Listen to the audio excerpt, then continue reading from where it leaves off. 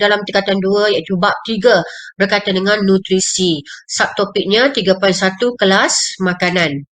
Okey, kelas-kelas makanan. Okey, makanan berfungsi untuk membekalkan tenaga, membina sel baharu serta memperbaiki tisu yang rosak. Ini adalah fungsi umum untuk makanan.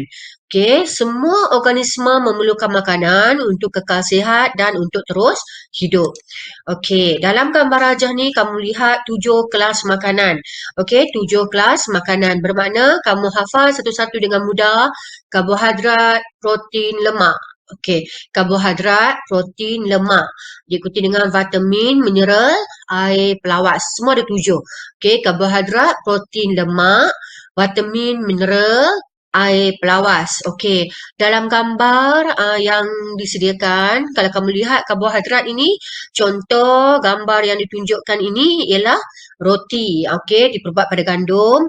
Seterusnya protein, selalunya protein adalah contoh seperti daging, ikan, ayam, itu adalah sumber makanan daripada protein. Seterusnya lemak, okey, lemak selalunya daripada minyak, okey, kulit-kulit haiwan, butter, itu adalah lemak.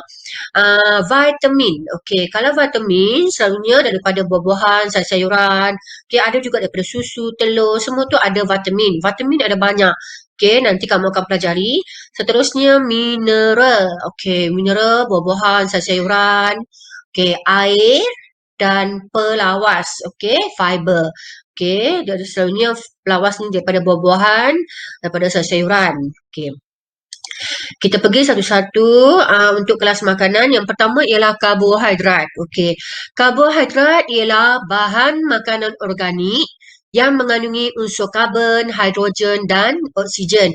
Bermakna kat sini dalam makanan itu ada struktur molekulnya. Bermakna dalam struktur molekul makanan tersebut ada unsur karbon, hidrogen dan oksigen. Okey, kamu akan mempelajarinya lebih detail nanti bila kamu masuk biologi dan kimia. Okey, contoh karbohidrat di sini ialah kanji, gula ringkas dan gula kompleks. Okey, kalau gula ringkas di sini bermakna molekul makanan yang ringkas yang mudah dicerna dan diserap dengan cepat. Okey, seperti gula, aiskrim, okey, itu merupakan gula ringkas, gula-gula. Okey, manakala gula kompleks ini satu struktur makanan gula karbohidrat yang kompleks yang mana lambat untuk dicernakan, seperti nasi, pasta, spaghetti, okey, semua jenis contoh karbohidrat yang kompleks. Okey, fungsi karbohidrat ialah membekalkan tenaga utama kepada badan untuk menjalankan aktiviti harian. Okey, itu adalah fungsi utama karbohidrat. Sebab itulah kita makan nasi, kita makan roti untuk membekalkan tenaga kepada tubuh badan kita. Okey, karbohidrat yang berlebihan disimpan sebagai lemak di dalam badan. Okey, sebab itulah kalau boleh kita nak makan nasi dalam kuantiti yang betul. Tak boleh makan berlebihan kerana ia akan ditukarkan kepada lemak pula selepas itu. Okey, seterusnya kelas makanan yang berikutnya ialah protein. Okey, ejaan protein pastikan betul. Okey, PROTEIN. Sebab kebanyakan pelajar, cikgu akan menulis perkataan PROTEIN. Okey, salah. Mesti ejaan dengan betul protein. Okey, protein ialah bahan makanan organik yang mengandungi unsur karbon, hidrogen, oksigen, nitrogen dan terdapat juga unsur sulfur dan fosforus. Okey, itu adalah struktur molekul makanan yang ada dalam makanan tersebut. Okey, protein terbentuk daripada unit-unit asas yang dikenali sebagai asid amino. Ini adalah struktur yang paling ringkas yang akan diserap, dicerna di dalam usus kecil. Okey, fungsi protein ialah membina sel dan tisu baharu untuk pertumbuhan, membaiki atau menggantikan sel dan tisu yang rosak. Okey, paling penting sekali apakah fungsi protein? Pertumbuhan untuk membina sel atau tisu-tisu baru Yang ketiga, memperbaiki tisu-tisu rosak. Okey, itu adalah fungsi protein. Seterusnya, ia juga berfungsi untuk membentuk enzim, hemoglobin, hormon, antibodi badan kita. Fungsi protein. Okey, kalau kamu tengok kat sini, contoh makanan protein, ikan, daging, telur, okey, soybean, kacang soya pun merupakan protein, okey, daripada tumbuh-tumbuhan. Okey, seterusnya, lemak. Okey, lemak ialah bahan makanan organik yang mengandungi unsur karbon, hidrogen dan oksigen. Lemak terbentuk daripada glycerol dan asid lemak. Okey, itu adalah struktur makanan dia lah. Okey, fungsi lemak ialah membekalkan tenaga untuk memanaskan badan dan mengekalkan suhu badan. Okey, penting juga kita ambil lemak dalam kuantiti yang betul supaya dapat mengekalkan suhu badan. Okey, melindungi organ dalaman seperti jantung, ginjal daripada kecederaan. Lemak juga membantu mengangkut vitamin A, D, E, K. Senang saja nak hafal vitamin ni. Adik membantu mengangkut vitamin A, D, E, K. Contoh makanannya cooking oil, okey, minyak masak, butter, minyak ikan, okey. Ni antara contoh lemak. Okey, seterusnya pelawas. Okey, untuk makluman kamu, vitamin dengan mineral kamu ditugaskan untuk membuat satu video yang mana nanti cikgu akan terangkan lebih lanjut. Okey, kita pergi dulu pelawas. Okey. Pelawas ialah bahan bergentian yang tidak boleh dicernakan oleh badan. Okey, bermakna dia tak boleh cerna, dia akan keluarlah dalam semasa kamu melakukan penyatinjaan. Okey. Selulosa pada dinding sel tumbuhan ialah pelawas yang lazimnya wujud dalam makanan. Contoh, dalam sayur-sayuran hijau bermakna ada dinding sel dia, ada selulosa yang mana bila kamu makan, separuhnya diserap, separuhnya tidak diserap. Jadi yang tidak diserap itu adalah fiber ataupun pelawas yang akan dikeluarkan. Okey. Fungsi pelawas ialah merangsang pengecutan dan pengenduran otot-otot di salur pencernaan supaya makanan dapat digerakkan dengan lebih mudah. Okey, proses pengecutan dan pengenduran itu kita panggil peristalsis.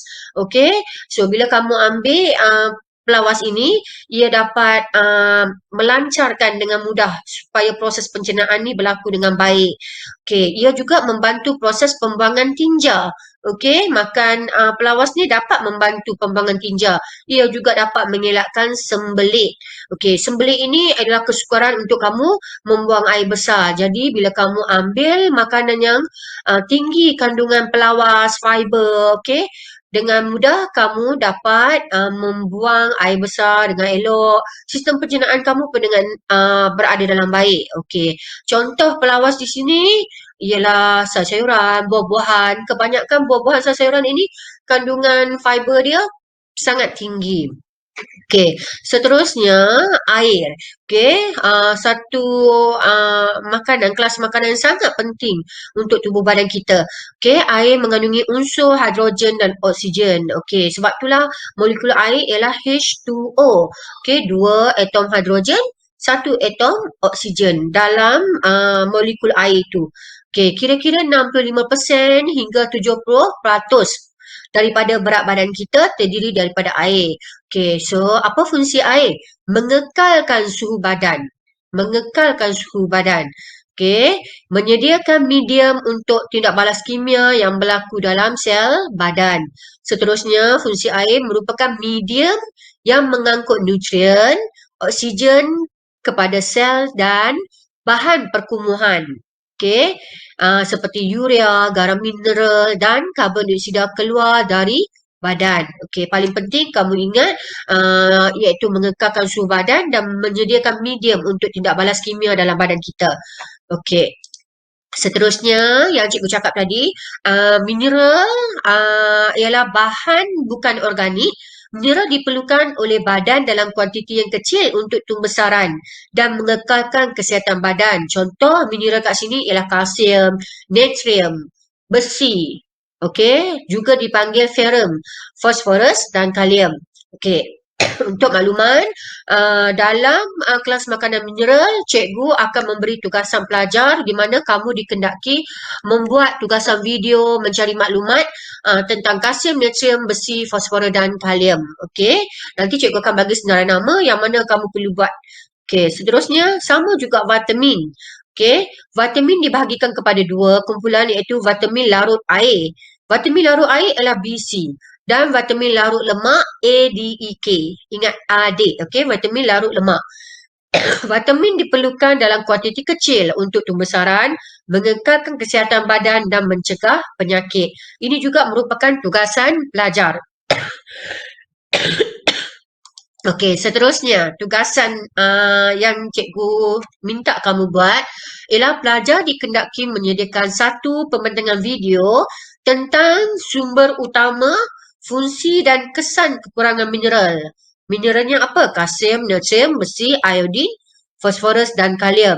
Okey, ada juga kumpulan yang perlu membuat video pembentangan vitamin iaitu vitamin A, D, E, K dan BC. Okey, nanti tengok dalam WhatsApp nama-nama yang perlu buat sama ada mineral ataupun vitamin. Okey, seterusnya itu saja kamu mengikuti kelas cikgu. Thank you for joining today's class.